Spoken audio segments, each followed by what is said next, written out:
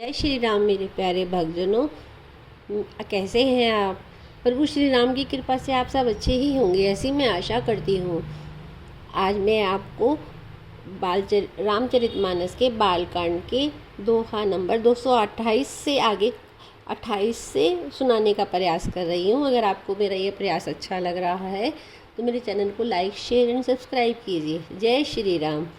साथ में सब सुंदरी और सयानी सखियाँ हैं जो मनोहर वाणी से गीत गा रही हैं। सरोवर के पक्षी गिरिजा जी का मंदिर सरोवर के पास गिरिजा जी का मंदिर सुशोभित है, जिसका वर्णन नहीं किया जा सकता। देखकर मन मोहित हो जाता है। सखियों सहित सरोवर में स्नान करके सीता जी प्रसन्न मन से गिरिजा जी के मंदिर में गई। उन्होंने बड़े प्रेम से पूजा की और अपने योग्य सुंदर वर मांगा। एक सखी सीता जी का साथ छोड़कर फुलवाड़ी देखने चली गई थी। उसने जाकर दोनों भाइयों को देखा और प्रेम में विह्वल होकर वह सीता जी के पास आई। तासु दशा देखी सखिन पुलक गात जलुदैन, कहु कारण निज हर्ष कर पूछी सब मृदु बैन। सियापति राम जय जय राम, करो कल्याण सीताराम। सखियों ने उसकी दशा देखी और कि उसका शरीर पुलकित है और नेत्रों में जल भरा है।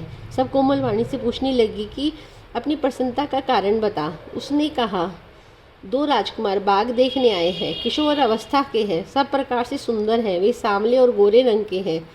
उनके सौंदर्य को मैं कैसे बखान कर कहूँ। वाणी बिना नेत्र की है और नेत्रों के बिना वाणी नहीं है।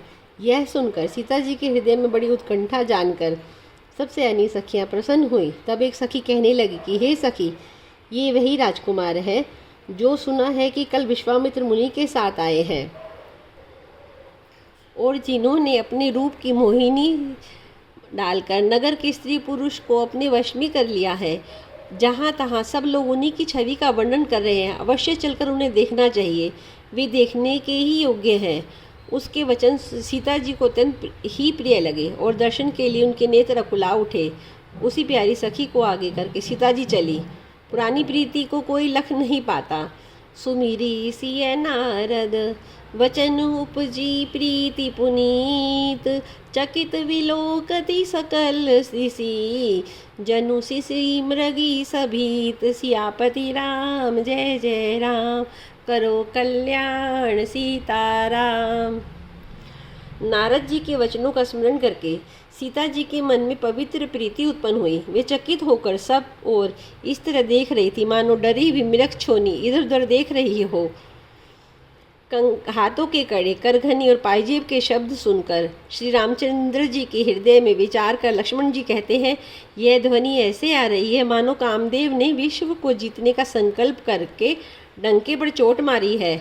ऐसा कहकर श्री रामचंद्र जी ने फिर उस ओर देखा जिस तरफ श्री सीता जी के मुख रूपी चंद्रमा को निहारने के लिए मानो उनके नेत्र चकोर बन गए।